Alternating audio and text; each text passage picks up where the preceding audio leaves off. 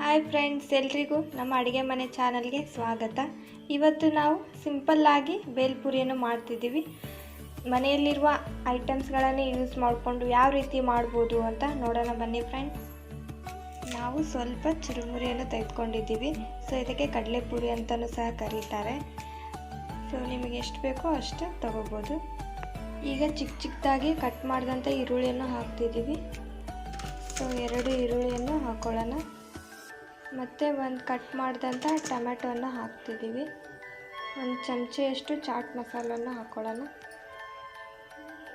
So ಯಾವುದಾದರೂ chat ಮಸಾಲವನ್ನು use ಮಾಡ್ಬೋದು.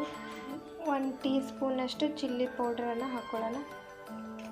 ಈಗ ರುಚಿಗೆ ತಕ್ಕಷ್ಟು ಉಪ್ಪನ್ನು ಹಾಕ್ಕೊಳ್ಳೋಣ ಸ್ವಲ್ಪ. ಈಗ ಇದಕ್ಕೆ ನಿಂಬೆ ರಸವನ್ನು ಹಿಂಡ್ಕೊಳ್ಳೋಣ. ಸೊ ಹುಳಿಯಾಗಿ ಸಖತ್ತಾಗಿ ಟೇಸ್ಟ್ ಕೊಡುತ್ತೆ.